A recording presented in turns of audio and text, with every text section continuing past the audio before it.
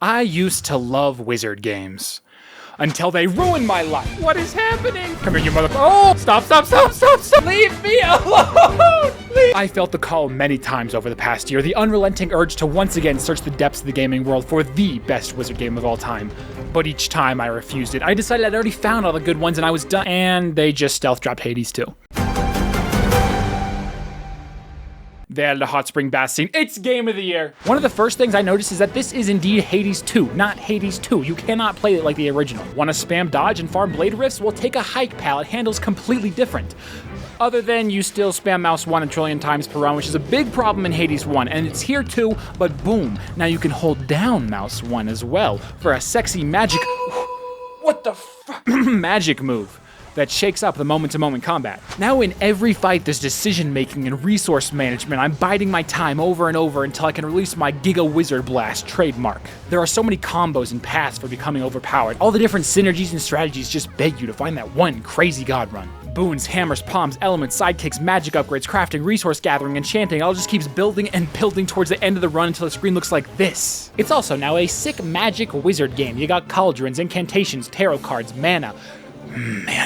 Mana is a terrible game mechanic, and I'll explain why. But did you know that your PC also has a limited amount of mana? It's called RAM, and it's all gone! Thank you to Opera GX for sponsoring this video. Being my PC is hard. Just last week, I had 72 tabs open, researching how I could possibly become more sexy and attractive than I already am. 0 results! And whenever Chrome or Firefox is open during my very important gaming time, the performance is awful. But not with Opera GX. GX Control lets you limit the amount of CPU or RAM that your browser tabs are allowed to use. Look at that difference! Is your browser ugly and permanently single and sad just like you? Well, with the GX Store and GX Mods, you can find thousands of unique, quirky mods to finally look cool, including background music, keyboard sounds, tab sounds, theme and colors of the browser, dedicated wallpapers, even disable and enable individual mods in the mods menu available from the sidebar. And if you're a lazy little boy with soft little girl hands, use the Opera GX Quick Import tool to quickly import all of your settings like browsing history,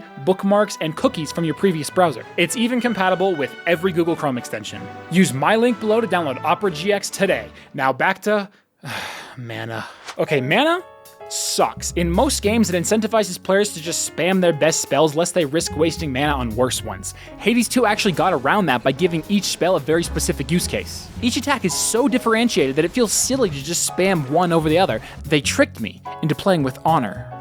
I respect that. Tarot cards. These are an absolutely genius solution to the biggest and most annoying problem in Hades 1. Roguelites are balanced around players having a shit ton of upgrades, so there's no chance of winning until you throw your head against the wall 70 times and the game lets you win. Hades 2 kinda gets around this by giving you a limited number of slots for cards, so instead of, yes, pay to make the game 70% easier, now I gotta make choices on what areas I specifically want to be easier. It still requires some skill, even if I get a million upgrades, you know what I'm saying? There's more areas, more NPCs, more Artemis. I'm telling you guys, I know that she's canonically, she hates men. I know the mythology, but I'm telling you, I could change her. They even made it satisfying to die sometimes, because it's like, okay, yeah, hell yeah, what kind of story thing is gonna unfold this time? What new spells have I unlocked? Who will I invite to the steamy, naked, hot spring bath scene?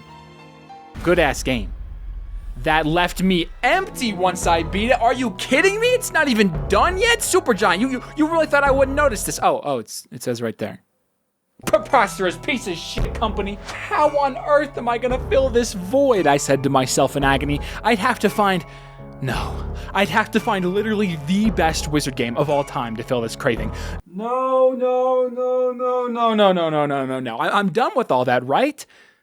Right? Then I found this game where you play as a giant floating head that eats mortals. Well, sign me up. If not for this tiny game with less than 1,000 Steam reviews, I would have never found the inspiration to keep the search going, and I would have never found the wizard game. One player straps on a VR headset and all the others fear him for the god he is. The giant gets to rip trees and rocks out of the ground, smack players with him, they get close to you and you can Donkey Kong slam the ground, or see ya! Oh! Every match of Davigo is this intense tug of war. The giant can throw rocks, but the PC players can reflect them with good timing. But then the giant can just grab that reflected rock mid-air and throw it again. Stand still and the giant will laser you, but get too close and he'll grab you, unless of course you blow up his hands last minute or rocket right around his head. Ooh. No, he found me. Your friends can join online from anywhere in the world. Huh. Well, that's a coincidence. Only one person needs to own it. Okay, really weird now. There's low downtime and it's very easy to pick up and get into. I'm on to you. Party hell. I fucking hit my wall again. They completely nail that sense of power and unstoppableness that makes the trailer so intriguing. And more impressively, they manage that feeling on both sides. If you spend 40 minutes fixing settings, it's terribly balanced right now, oh my god. Get back here. Chill. God, you're like a little wizard. No, I'm sorry. They're knights riding on rockets. They look nothing like little witches and wizards riding on broomsticks shooting fireballs. It's nothing like that. It's completely different. This giant is clearly just a robot. No magic here. The worst of all deception is self-deception. Maybe things would have ended here. Maybe they should have. I would have gone my whole life continuing to deceive myself forever, convincing myself that I don't want any more wizard action in my life. Until the single worst thing that could possibly happen happened. May 10th, 2024, terrible day for my mental health. I found out about the AAA Indie Showcase that happened a month before. It was just a small indie games showcase, one that just showed off a couple fairly unknown low-key wizard games. No. I am weak-minded. I started tearing through wizard games like you've never seen before. This one went hard, that one was pretty boring. I caved and played a Roblox wizard game that my Discord server wouldn't shut up about. It wasn't good. This one looked absolutely incredible and cooked up the most insane beats of all time. The universe sings to me. On an instrument you've never even heard of. Look at this thing, okay? Witchcraft. March 21st, apparently, things went very wrong. Dragon's Dogma 2 is riddled with microtransactions, which they disabled in their review copy so that YouTubers would hype the game up more. What the f? That is a new level of scummy, and I'm sure all the Ubisoft and Blizzard board members are on suicide watch now because they didn't think of that first. Needless to say, this was a huge blow to my mental fortitude. I've been looking forward to this game for years, and it's ruined by AAA greed. I'll probably pirate it once it gets cracked, but until then, depression is all that waits for me. But then, suddenly, a light at the end of the tunnel, a game that actually showed a ton of potential and temporarily lifted me out of my melancholy. Not playing this one tiny demo would have surely consigned me to weeks of endless, mindless scrolling through Steam and the eventual loss of all social function. So I'm a witch trying to escape from this like steampunk-esque prison, and I've got this bubble spell. The thing about the bubble spell is that movement speed, dodging, damage blocking. I think it blocks damage, it's kind of unclear. The bubble provides. You could shoot it at enemies to trap them or freeze it and relive that time you absolutely destroyed those third graders in kickball. Barreling through a room of enemies at Mach 5 and turning on them is extremely satisfying. It's not really the bubble itself that intrigues me, although it is really fun. As much as it is the concept of being able to cast a spell on my enemies for damage and CC, or to cast that same spell on myself for utility and movement. Currently you can freeze enemies and kick them so they like slide along like an ice cube and shatter against walls. Imagine if you could freeze yourself and slide into an enemy for damage. Imagine if you did that right after getting a speed boost from the bubble for extra damage. Like, you know what I'm saying? Imagine the platforming. Imagine the crazy enemy interactions. Imagine if you didn't make me ride 70 goddamn elevators. Imagine that for a second. Currently, the enemies are incompetent health sponges that look identical. Non-magic weapons are really boring to use, and the level design is, oh my god! Where do I go? I talked to the developer a little bit on Twitter, and it's clear that this is very early in development. Like, they're adding at least 3 more spells, a bunch of new weapons, and with enough time, Sorceress just might be a jam. Go follow them on Twitter and wishlist it on Steam. It comes out in 2 years. I'd been playing wizard games for weeks, and the torment, it never stopped. What was I missing? I had no choice but to keep going. The school semester had ended, so I stopped going outside. I was fully committed to this search, and I had to be getting close. I had to. Oh, there's a Wizard of Legend 2 demo. Please shut up. They lack your education. Oh, kids. Why? Yeah, that pretty much sums up the Wizard of Legend 2 demo. It fucking sucks, guys. I'm sorry. People in the Discord and Reddit are calling it a Hades clone. I gotta say, I completely disagree with you guys. The only thing blatantly and shamelessly lifted directly from Hades is like the art style and the hub area and the meta progression and the shop UI and the NPCs and the dialogue and the way they changed the dash mechanic to be exactly like Hades and some of the items and the oh, you're ew. Your guy has to slow down. The movement is also really bad. This tells me one of 2 things. Either the developers didn't notice how important instant character acceleration and ultra-fine control over movement is in a game where health is very scarce and every tiny hit adds up, or they have reached the conclusion that intentionally unresponsive movement is somehow more fun. Who on earth thought it would be a good idea to have a commentator over every second? That really perplexed me. I'm not gonna lie. That would And the lines that the guy's reading are is just horrible. Like, they're not, like, who wrote that? Terrible. It's just a little bit concerning that a real, actual human being wrote this dialogue, and then a team of also real human beings all collectively got together and agreed that it was good enough to pay someone to voice act this. Who do you think you are? Tombstone tricksters? Coffin comedians? From the Bureau of Burial Clowns? And nobody spoke up? Like, if you told me it was off Fiverr, I would believe that. It was just not good, not funny. Like, the barely jokes. Damn, dude, really? Forcing me into a specific playstyle at the start of each run is a huge mistake. Meta progression removes all of the satisfaction from the original. Spells take too long, they have too much end lag, and they don't let you change directions or dash out to cancel them. They removed Dash Arcana for some reason. Just fixed literally all of that shit. Stop copying Hades, turn off all voice acting 100%, and boom, it's fixed. Over already? Shut the fuck up! This is the future. Personally, I was hoping that there would be more femboys. The world ends in 5 minutes, and you gotta collect the resources and kill bosses to jump back in time before that happens. If I had 5 minutes left to live, I would subscribe to TheStellarJay. I'm getting so good at these plugs, baby. Woo! In Wizard with a Gun, you get up to 4 different gun types, most of which carry 2 bullet types. Seemed pretty simple to me when it started out, but then I kept unlocking stuff. And it never stopped. There's 10 different elemental bullet types, which all have this huge ass upgrade tree that unlocks different spells, modifiers, and powders, which you attach directly to bullets that makes them do all sorts of different shit. There's a couple of these. Now, all of that customizability is for one gun. You get 6 of them. Good game. This rabbit hole factor of falling deeper and deeper into spell mechanics and combos is what I live for. The absolute best part of this game is chucking some random combos together and sprinting to the closest boss to see what it does. Plus, I got to make my own Sanctum Sectorium. You think a Wizard Alchemist Gunsmith's lair looks like this? This? Absolutely not. It looks like a fucking cycle lives there is what it looks like. Okay, it looks like this. And the company just shut down. Dang it! The game was good and all, but I absolutely 100% forgot about it once I discovered the single best VR Wizard game of all time. At least until Blade and Sorcery 1.0 comes out tomorrow. It's gonna be so good and I'm gonna stream it. Update, I took too long to edit this video. It came out like 3 days ago. I'm gonna stream it at 4 p.m. Eastern today. Please join. Until then, it's this game that actually blows my mind every time I pick it up. There is literally no other game on the planet doing what Rumble is doing. The progression really sneaks up on you. Like, I thought I was on a journey to unlock all the moves by progressing to black belt, but then I realized having all the moves means jack shit, and I'm just as garbage as I was before. A lot of the difficulty stems from just how tricky it can be to pull off some of these moves. They say in Avatar that Earth is a stubborn element, and to move it, you must be unmovable yourself. And the choreography reflects that. All the moves the waterbenders make flow from one to another like a river. All the firebenders have these explosive, uncontrollable bursts of energy, and the earthbenders are strong and rigid.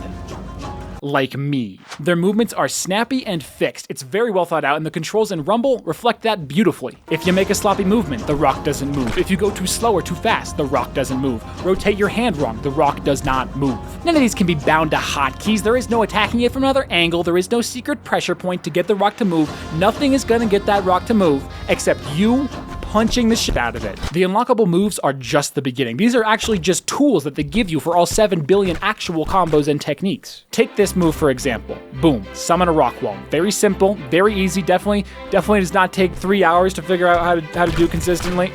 Useless, I thought to myself in the beginning, until I realized I can punch it into an enemy. Okay, now kick it into the air first and punch it for extra distance. Okay, or spawn 2 right on top of each other, sending the first one flying, jump, spike that sh. This is considered a very simple beginner combo. Someone sends a rock flying at you, boom, parry it, throw it in the air yourself, and kick his teeth in with it. There is no mana, there is no cooldowns, there is no bullshit. The only limits are your own skill, creativity, and ingenuity in each fight. There is no other game like Rumble. Talent hits a target no one else can hit. Genius hits a target no one else can see. Arthur Schopenhauer. Schopenhauer was a silly dude. He had funny J-Schlad hair, talked about colors and perception, and was also extremely sexist. Like Schopenhauer, Rumble has a secret shitty dark side. Peer-to-peer connections in a semi-competitive fighting game that requires precise inputs and quick reaction times is a sick joke that these developers continue to ignore update after update. It's one of the most fun games I've ever played when it works, but it's also the most inconsistent game I've ever played. Whether you're waiting 10 minutes for a match, lagging uncontrollably in the match, or getting matched against someone who just physically has unlocked more moves than you, why is that allowed? It's a rare example of an idea so ahead of its time that we just have to sit here and wait and be frustrated while the developers finish it. It was a great game in its own right, And I enjoyed playing it, but even with its endless combos and techniques, it just felt so simple to me. Like there was some other game that I'd overlooked. But that's bullshit. I'm the wizard game guy. That's my thing. All I know is wizard games. Me! Overlook a wizard game! Are you kidding? So, astrology. Wait a minute, what's that? Oh, you kill the Zodiacs. Oh, okay, by making a super giga wizard spell? See, now you guys are on board. The movement is so fluid and satisfying as you zip from enemy to enemy, chaining magic over and over. Oh yeah, that's exactly what I look like, guys, yeah. Default attacks charge this mana meter here, which is used to cast spells, of which there's... Wait, what is that? And on each of those spells, you can attach up to 4 mini spells called gambits. Gambits range from, oh, this one hit has a 30% chance to crit, very simple, to more complex shit, like on spell cast, summon 2 wisp, which does this. And then you think it stops there. Like, that's what you think because you're stupid and dumb is why you think that. Then you got these auras that mess everything up. Increasing damage, giving me new abilities, making my effects spawn other effects, and effectively turning me into Sorcerer Supreme. Finding all the little synergies and picking out a super giga combo is the core of the game. And the shit gets out of hand very, very quickly. The bosses, bro, oh my god. I think that their personalities are supposed to like line up with their sign, but I don't know anything about that hocus pocus BS. Like according to, the fuck? This is horoscope.com. This is the official page. Like this is it. How on earth you guys gonna have this many typos on horoscope.com? Come on, guys. Like I'm a Leo, okay, we're supposed to be good with women according to this website, and I have 2 monitors. Plus a GamerSupps partnership. So that's all the proof I need to know this is fake. These fights are no joke. Like the speed is insane. Like you'll be dodging shit on a dime multiple times in a row with barely any warning, and they don't stop. There's no predictable combo that ends with a generic idle phase where you're allowed to hit them. You have to find these little tiny openings between dodging and maybe weave some damage in. It's so fun. They're fast-paced, intense as hell, and beating them is better than sex. Or so I'm told. My horoscope says that I need more of that. Getting synergies and combos is pretty important, but basically no matter how you choose to spec your run, your gameplay style will not change. Like, for example, in Wizard of Legend, a run where I'm choosing to build crit melee with earth spells looks 100% completely different from a run where I'm building evade or projectile spam or movement speed or some other random mix. Versus X, X, X, B, X, X, Y. Also, roguelite. Why? So like a typical roguelite, you spend your money for upgrades between runs, but then you find out once you beat it that was actually a fake game and you're not allowed to beat the final boss and get an ending until you go back and add the difficulty back on with these Destiny levels. Do you see what we've done, guys? Do you see this? We've gone in a circle, guys. What the fuck? You're joking. If they just made this a really difficult roguelike from the start, this annoying hiccup could have been completely avoided. But that being said, they do also have yellow lightning, and the upgrades for it are called Stellar Tempest. That can't be a coincidence, right? They put this in the game for me. You can't tell me otherwise. Come on. And now, finally, I'm done running. No more leading you guys on with all these little teases and gags, okay? All the games I've talked about today are great, and you should go play all of them, but none of them can compare to this. The unfortunate truth of being a Wizard game fan is that you will eventually play Noita, die, go, wow. This game is a piece of shit luck simulator made by sterile cows, and vow to look elsewhere to find another, more grounded Wizard game. But in your search, you will find only emptiness and sorrow as I did. Your search will only lead you back to Noita. There is only Noita. Just look at my own series on Wizard games. I gave Noita 10 hours or so and started out saying, this game's got some cool ideas, but it's too complex and BS. Then in part 2, I gave it another 10 hours, and I was like, okay, maybe it's all right, but I just prefer the other games instead. And now here we are. In my desperate search, I found only more longing and dissatisfaction, and it is here, at the end of things, that I return once more to study the mystic arts of this piece of shit luck simulator. It is only now, after 70 hours of Noita, that I can finally say, yeah, it's pretty good.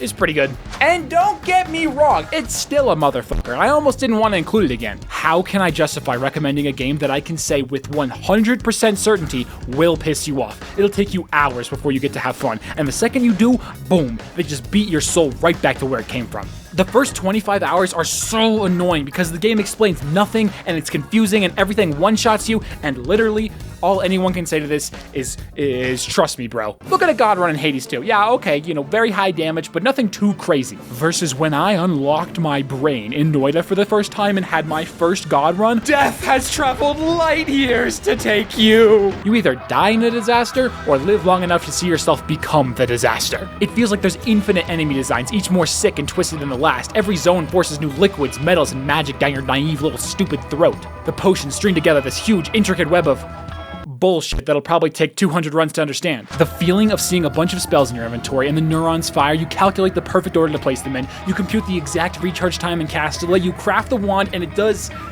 absolutely nothing, so you make it again and again and again until it's enough to kill God. That feeling, that is so goddamn satisfying, it's like crack. The ruthlessness to end a 45-minute run in a second and the refusal to teach the player a single goddamn thing through a tutorial or otherwise is really, really frustrating. But I don't think it would have been nearly as satisfying to beat if it weren't for exactly that. Watching enemies that kicked my ass for hours and hours just disintegrate was like, and the game never funnels you into one spell type. You know, one run you got a Gatling gun, and the next a laser beam or a lightning death cannon or this fucking thing that I saw on Reddit. How do you even make this? I started absolutely abusing potion combos, optimized my gold gathering and exploring. I found myself getting more and more good runs, and the voices, they grew quiet. Never trade your body for some gold. Learn what fluids are good and bad, and stay away from the funny sheep juice. All things that could also be said about college. It'll beat you down over and over and over, make you question if you're ever gonna have fun, and break at least 3 of your controllers, but somehow, Noita is worth it. Also, I got a very large dopamine rush by clicking through my friends list to see that I am in fact the only one of them to have beaten this game. That's very, very satisfying. Thank you, Steam, for this feature. Thank you very much. And with this, my conscience became clear. The original point that I wanted to make with this series was, Hey, 2 good wizard games. What's up with that? and now it's become, Hey, too many good wizard games. What's up with that? you guys don't need me to find the best wizard games for you anymore. I feel like I've played literally every single one, and now I'm done. I'll probably still review individual ones I find interesting, but until then, here's a tier list of every single wizard game I've ever played, whether I included them in a video or not. Blatant Sorcery is not on here because the early access was basically just a demo, and the full version is apparently much different. Thank you, patrons. I completely redid the Patreon, so go check it out. Special thanks to Alpha Bento. I randomly picked your name to be called. See ya! Legalize nuclear bombs.